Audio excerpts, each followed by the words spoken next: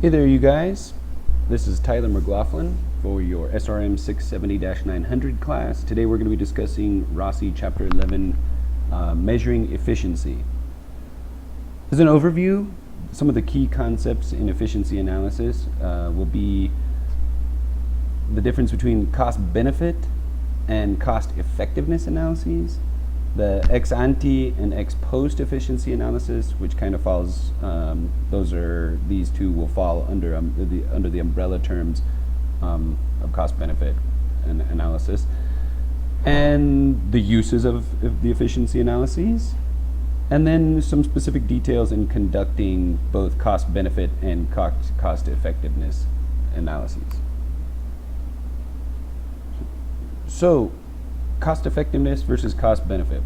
What's kind of the difference? Well, cost benefit outcomes of the given program are expressed in monetary terms, and or at least with some sort of common denominator. They're able to compare what it takes to get a program going versus what you get out of the program, right? The cost of the program versus the benefit of the program. However, with cost effectiveness, outcomes are expressed in more substantive terms. For example, in a program to reduce smoking or the overall decrease of smoking, cost benefit might talk about the difference between dollars spent on anti-smoking campaigns and dollars savings from reduced smoking related medical costs. Notice in this particular instance, the common denominator being dollars, and so they're able to compare dollars and dollars, what it costs for the program versus what you get out of the program, right? In cost effectiveness, there's not necessarily a common denominator, so they might estimate dollars needed to convert smokers into non-smokers. So putting it in more concrete terms, something a little bit more tangible and not necessarily relating one attribute to another. It should be noted too that both of these things are pretty controversial because they tie these social and human benefits to monetary expenditures, which obviously critics of the whole cost effectiveness and cost benefit or measuring efficiency terms, critics of this approach are always going to have that problem by monetizing things that are good for human beings in general. Some of these other key concepts, we have the ex-ante effectiveness analysis and the ex-post effectiveness analysis.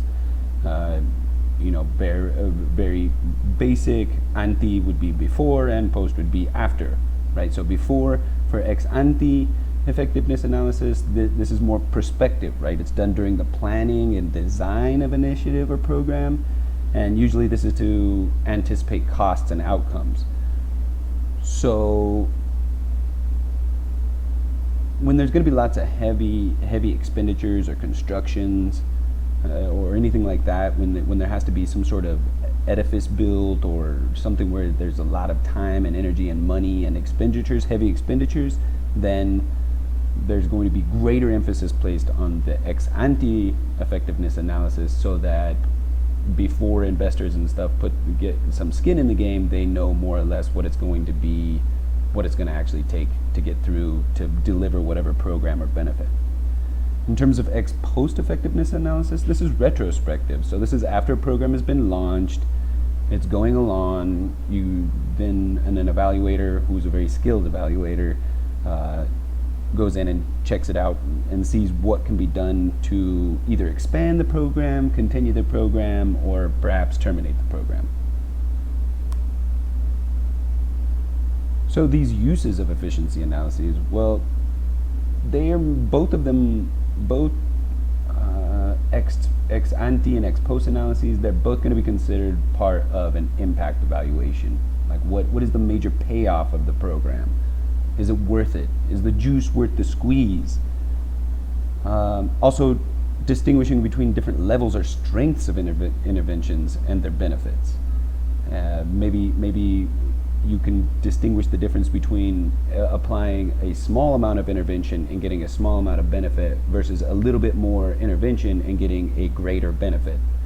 And so can you make the program quantifiably efficient? A lot of this comes down to a numbers game as well. And unfortunately, given what you all know about resources is going to be a huge pivotal point. So a lot of times this quantifiable data comes down to a metric involving money. Now, in conducting a cost-benefit analysis, or these programs, the main things that you'll be doing, and a lot of these things are similar between cost-benefit and cost-effective analyses. So I'll basically just say it for cost-benefit analysis, and you should know that a lot of them are the same for cost-effectiveness, cost-effect analysis. So you got to assemble the cost data. So looking at the fiscal records, the target cost estimates, and the cooperating agency, assembling all of this data. There's going to be tons of sources of this cost data. You need to take into accounting perspectives. So for example, which perspective do you want to take while calculating the costs and the benefits, or costs and effects or efficiencies of the program? Do you want to analyze it as a participant, as a program sponsor, or as more of the communal social unit involved in the program, whether that's the community, the county, the state, the district, whatever it is that is the communal social unit? These things should be done when conducting this sort of analysis, should be done from a single perspective. Otherwise, the results get really crazy, and there's really overlapping influences that get really ambiguous and really nebulous and difficult to discern what is doing what costs attribute to what benefits, if you're not analyzing these things from a single perspective. Now, measuring all the costs and benefits, this should include all the costs and benefits, and this is obviously a little bit more difficult in ex ante because all the costs aren't necessarily realized. You're looking ahead and trying to predict all of these different costs that might be involved with a certain program, but it's really difficult because, as you all know, things come up that you weren't necessarily anticipating, and those costs, if you're doing it ex ante, weren't anticipated, and so they might not be included. You also, in all the costs and benefits, things that should be included for sure too are like taxes and basically every monetary approach or fiscal approach that you could take towards a program, also including time and then in benefits. Well, the benefits depends on the program, right? But should include all of them. Now, a lot of times it's really difficult to express the costs and benefits using a common denominator, which is typically monetary units. Sometimes it's really difficult because it reduces, like critics might say, it reduces these very, very important social programs that might not necessarily have very overt and concrete and tangible results. It reduces them down to a dollar figure. And it's kind of cutthroat and cold-hearted, and it sometimes is not very effective. So, by monetizing outcomes, these money measurements, the market valuation, econometric estimation, hypothetical questions, and observing political choices, these are all things that must be taken into consideration while conducting a cost-benefit analysis. And then there's some other considerations or approaches. These shadow prices, for example, things that are the costs of things that you don't necessarily have a price tag to them. In a 40-page chapter, obviously, Rossi has many different examples, but for shadow costs in particular, these are things that there are hidden costs that don't necessarily come up front, and that are easily determined at the beginning.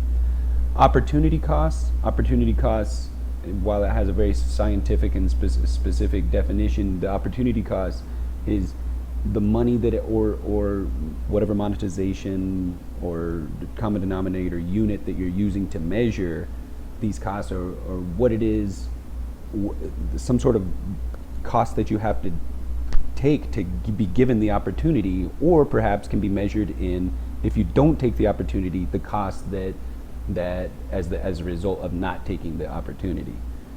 There are secondary effects. These are these distal relationships that'll happen, and sometimes they add compounding costs, or sometimes they have other effects to a given program that cannot necessarily be anticipated. Distributional considerations and discounting. Discounting, you can't see it there on the bottom because of my cool little toolbar there, but discounting is kind of something it's something that should be taken into consideration, because it takes that initial cost, and if you have an initial investment, let's say of a building for a program, well, 10 years down the road, the cost of that building or constructing the building isn't necessarily one of the fiscal components, so it needs to be taken into consideration and discounted for that effect, so that you can average out the cost of whatever program or initiative to reflect year by year costs versus benefits. So that's kind of discounting. Now, when conducting cost effectiveness analyses, these can honestly be viewed as an extension of cost benefit analysis. Many of the steps are the same in terms of gathering the data and figuring out all the different costs and these sorts of things. However, there doesn't necessarily need to be the common denominator. These goals are typically related to monetary value of costs. So what does it cost to get someone to read at a certain level? What does it cost to get somebody to not do drugs, not do, let's say, heroin? What does it cost to get somebody off the street? These things, and then because of that correlation, then they can be more closely related to other programs with similar goals. So there doesn't necessarily need to be a common denominator, but programs with similar goals should be compared, although this is a bit of an unfortunate reality because each program is distinct and each social demographic in which a program is placed is distinct, and so it's really difficult and typically, unfortunately, slightly inappropriate to completely compare cost effectiveness analyses between different programs, but unfortunately that is kind of the going rate. Other considerations. These cost benefit and cost effectiveness analyses are very highly technical assessments. Professionals should definitely be considered. Tax information, fiscal information, program professionals, all of these things should be, it is a huge job. And even Rossi admits that even by reading this chapter or becoming trained in it, that even the chapter, although it was like 40 pages, is just a glimpse into the tip of an iceberg of some of these things. And that somebody that is really highly trained, even they would require external help to make sure that they're going about it and considering all different angles and all different paradigms to make sure that the cost benefit or cost effectiveness, whatever it is that you're doing to measure the efficiency of a program, is as comprehensive as humanly possible. And last, the cost effectiveness analysis is feasible when cost benefit is not possible, primarily due to the inability to calibrate monetary units. So there are times when cost effectiveness is just a better approach because you don't have to compare. Ladies and gentlemen, this has been Rossi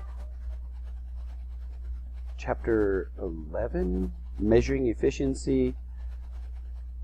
Hope you all have a fantastic week. Make sure to soak up a little bit of that summertime. Enjoy it. Hope the weather's good wherever you are. And yeah, take care of yourselves.